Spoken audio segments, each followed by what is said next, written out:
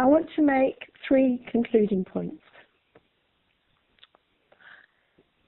As academics, researchers and practitioners, we have to think about the new strategies of governance alongside questions of identity, personhood and social agency. And this means opening up new theoretical conversations. And we're struggling with this kind of work at the Open University in the new research centre on citizenship, identities and governance, which puts those 3 concepts together in hopefully very interesting ways. And I want here to mention the importance to me of the conversations I'm having with people like Margie Weatherall, Wendy Holway, Mike Saywood, Jeff Huysmans, and the members of the Social Policy Department that I'm currently part of. Secondly, we have to engage with the politics of the public as academics. Now, this is tricky. People like Anthony Giddens, Julian Legrand, Jerry Stoker and others have been highly influential in shaping contemporary political discourse. But their ideas have, in many cases, I think, become part of the problem rather than part of the solution as they're thinking either in themselves or as their thinking is translated into policy.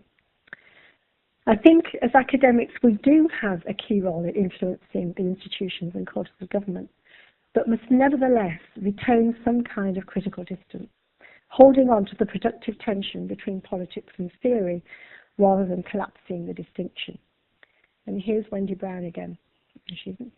Here's Wendy Brown again, who argues, we usurp the increasingly scarce space allotted today to thinking, to making meaning slide, as we politicize a space that must in turn guard its borders and mount the barricades. I'm going to have that in here somewhere, to defend the identity it protects.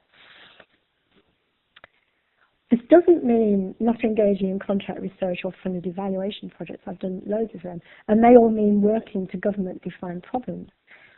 But it does mean not being driven by government in the kinds of thinking and theorizing we're engaging, and it means opening up critical dialogue with other stakeholders and other actors. Thirdly, and I'd like the Vice-Chancellor to shut her ears at this point, as academics, we have to turn the investigative gaze onto ourselves.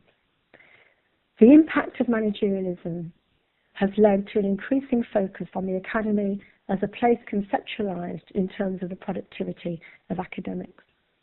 Now, I'm all for productivity, I'm currently a head of department, but as we know, performance indicators tend to have perverse consequences, and I think we're perhaps constrained in engaging beyond the academy by having to publish in journals that few people actually read in order to perform well in the research assessment exercise.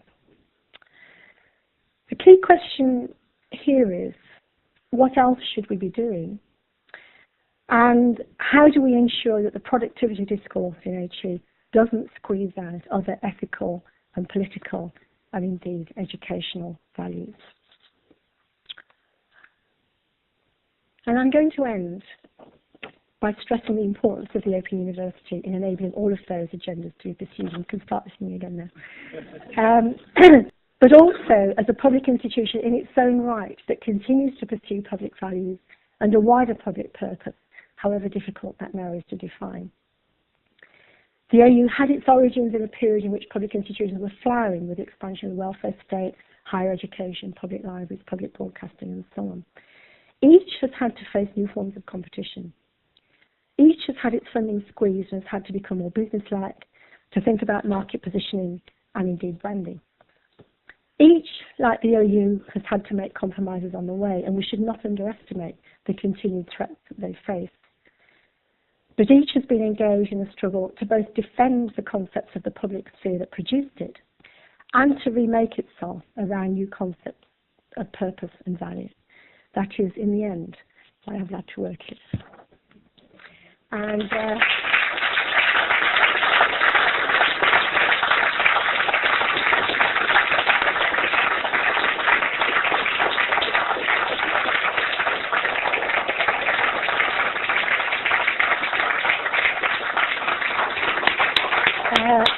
slide thanks to John Hunt down there. Well, it gives me huge pleasure to pose the vote of thanks, I think is what I have to do to Janet. And I should just start, I suppose, by thanking also the Vice-Chancellor for her introduction and for finding the time to come, and indeed all the other members of our BCE who I see here today, so our guests. You've given us a wonderful lecture, thank you. Lots of insights and analysis, lots of things to go away and ponder.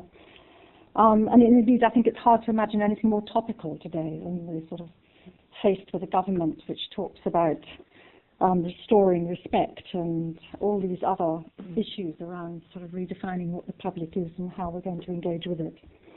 And I know in your fly leaf, which I have to say I lifted off the door before I came here just to check what you were going to talk about, but you talked about the public domain, the public individual, public interest, public service, all those things which we all care about. I was very ambitious really in thinking about this, and I thought, right, I'm going to really take my notes and pick some things out. And I have picked a few things out, but they're not the things I expected. I thought I'd have questions, but what I've taken away, I think, is an interesting sense of optimism about the research you've done about those engaged in the public sphere, in public service, an optimism about the possibility of creating new voices and spaces, and the guide to us all for engaging in the struggle, and I think most people here want to engage in it, and the role of the public intellectual, needs for new forms of critical theory and all of that, and indeed optimism about the OU, and so I think we all thank you for that. I could go on for much longer, but I know that's not the role, and in a minute we all have to go downstairs where there'll be refreshments and celebratory drinks. And I just want to, though, just have a couple more words. Now, Janet may not thank me for this one.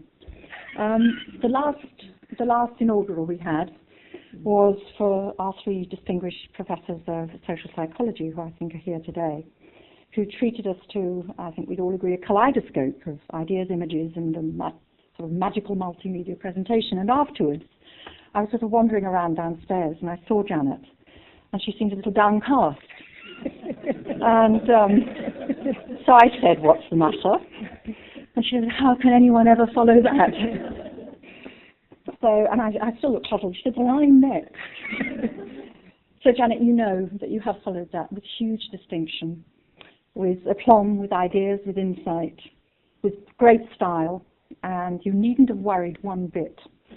And I thank you very much for standing here today and doing yet another sort of starry-styled social sciences event for us. So thank you.